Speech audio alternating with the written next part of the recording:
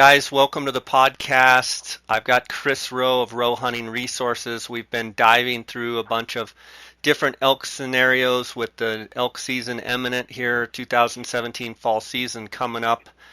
Today we're going to talk about calling to bedded elk. And it's one thing, you hear people say don't mess with them in their beds, don't call to them, don't leave them alone. And there's times when I would say, yeah, if you're on a really big bull and you've got no one around and you don't want to pressure the elk, I say a lot of times back out, let them get up and moving around that afternoon or that evening, and then go ahead and get back on them. But I want to ask Chris today about calling to bedded elk, and when is that tactic most effective, and how he goes about that. So let's hear it, Chris. Well, yeah, I think you set it up perfectly. I mean, you can start a debate with, a dozen guys or gals together, and everybody's going to have a different opinion. For me, I absolutely love getting in next to the bed and calling them out. I mean, especially if we're talking about a herd bull with cows, because, now, okay, let me take a step back. I am always open to the idea of going in and working a bedded bull. But I am only going to do it if the wind is consistent and I can play the wind and make sure the wind stays in my favor. Now, it can be an oxymoron because most of the time elk bed in places, the reason why they bed where they bed, it's because the wind is not consistent during the middle part of the day. They bed there specifically because the air currents shift and they can scent check everything around them, periodically over the course of, several minutes to over the hour. They're going to smell all four points of the compass. So most of the time, elk bedding areas can be difficult to work without busting them out of there. But, man, if the wind is consistent and the conditions are right, absolutely will I get in there tight and call. And again, especially those, when we're dealing with a herd bull with cows. Most of the time, the reason why it's difficult to call a bull away from his cows is because the cows are up moving, and there may be other bulls around up moving, and so he's trying to keep track of his cows, and he's trying to make sure he can keep track of any other potential rivals or any satellite bulls that are around. So there's so much activity going on, and he can more easily lose visual contact with his lady, so he's not going to risk walking away from them while they're up on their feet and they're doing something, especially if other bulls are around. But, man, when they bed down, a lot of times they're all going to bed down together. But I've watched so many times where those cows, they'll actually get into their bedding area. The cows will start to, mill around. They'll start to stage. They'll start to get comfortable. Some of the cows start bedding down. That bull is still up on his feet. And a lot of times he'll end up being one of the last animals to bed down because he goes around and he makes visual contact. Okay, you're bedded here, you're bedded there. He's going to go and scent check them. And then once everybody's settled, that's when he'll bed down. And he'll bed down and he'll chew his cud throughout the day, on and off throughout those midday hours. But periodically, he'll get up.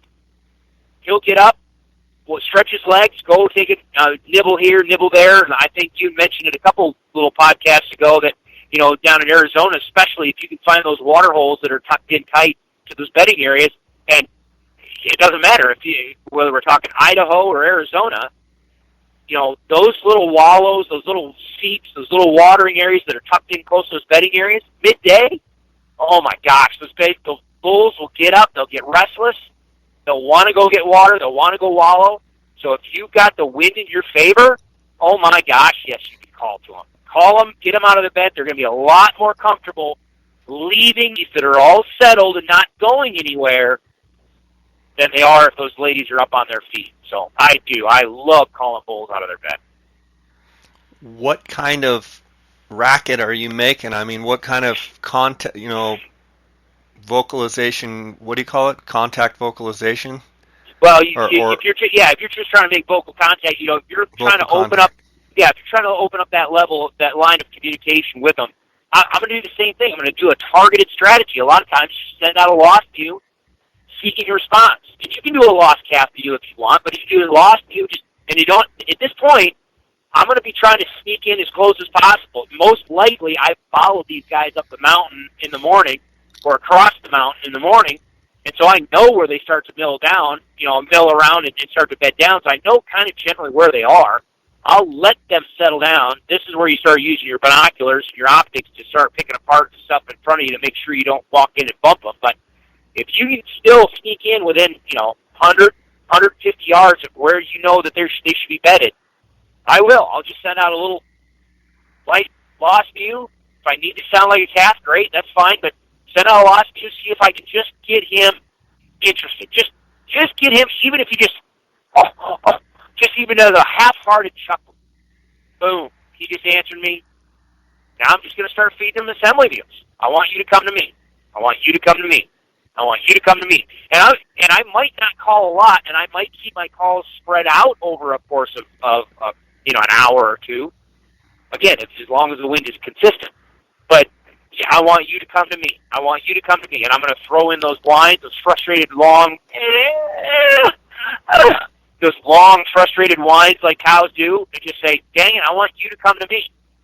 And just be ready. And most of the time, I'm going to be sitting down or at least on my knees, down low. I want to be able to peek under the vegetation. If the vegetation is thick, which it can be sometimes where they bed, I want to be able to peek under that or around and through it. I want to be able to see a possible sneaky approach. I'm looking for legs and hooves moving, because most of the time he's not going to say anything.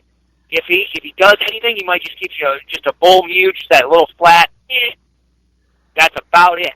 But if he thinks there's a cow over there, and if you want to snap branches and make it sound like you're up on your feet moving and doing stuff, that's fine. If you want to add, again, I hate the adage, but, for those people that use it, build the excitement, if you will. If you want to make it sound like, okay, maybe more than one cow is over there milling around, that's when I'm going to say, okay, I'm going to start sounding like a cow and a calf, or a couple calves and a cow. Maybe I'm a cow that's babysitting a couple calves. Start light contact vocalizations, chirps and mews, back and forth again, keeping in mind that you're not talking to that bull with those vocalizations. You're just simulating elk talking amongst themselves. But every now and then, I'm going to send out that lost view. Where are you? Why aren't you here yet? Maybe a long view, but those assembly views. I want you to come to me. I want you to come to me. I want you to come to me. And that's usually what I'm going to do. Very rarely am I going to kick in gear with bull vocalizations. The only time I'm going to kick in gear bull vocalizations is if he starts getting stubborn and he starts amping up his vocalizations and he just stays in one place and starts raking and, basically saying, no, I'm comfortable where I'm at and I want you to come to me. Okay, if he starts getting stubborn and he's not moving, I'm going to slowly turn up the intensity of my calling. And again, I think we talked about this on episode 315 there, the longer episode we did. I'm still going to lean heavy on the cow vocalization. That's where I might start getting into that selfish view. Start putting that intensity to it. No, listen to me. Do what I'm telling you. I want you to come to me. Start throwing in those selfish views, backing them up with an assembly view, and make him listen to you. But if he still won't budge from there, then I usually will probably transition more into those bull vocalizations. But again, I'm going to start slow, low intensity, and build up if I need to. Because there's times when if all of a sudden you just go in there and stomp on it, yes, it can work. I'm not going to argue that. Yes, there are times when people say I want to challenge him or whatever, or threaten him. Yes, you can. But there's also times when that happens, the cows get worked up, and they're like, what the heck? We're out of here. And all of a sudden, everybody gets out of their bed. Now it's a whole different ballgame. He might just round up his girls and take off. So I will use that strategy as a last resort, typically. I call as much as I need to, but not more than I have to. Great stuff. One question I would have is there's some out there that their approach is always to start with bugles, and their approach is always to pester in as the bull that's coming towards the herd and Yep. getting in close and bugling, and they would never cow call. Yeah. What would you say to that strategy from what you've seen in your experience? Well, I think it really has, it's a proven tactic. I mean, it can work great if you find the right bull that wants to play your game. But that is the caveat to that entire strategy. You have to find a bull that is willing to play your game. And it's not to say that they're not out there, because they darn sure absolutely could be out there. But it just may not be the first 5 or 6 or 7 or 8 elk that you run into. So you just got to understand if that's the sexy side of elk calling. That's where you're challenging them or worrying them or whatever. If you like that engagement of bugling back and forth and having that bull come in, just understand that you are looking for a specific type of bull that is in a specific frame of mind, and you may have to paw through a bunch of different bulls before you find that one that wants to play that game. So if you're in an area that has a lot of elk activity and there's a lot of vocalizations and bugling going on, great, go for it.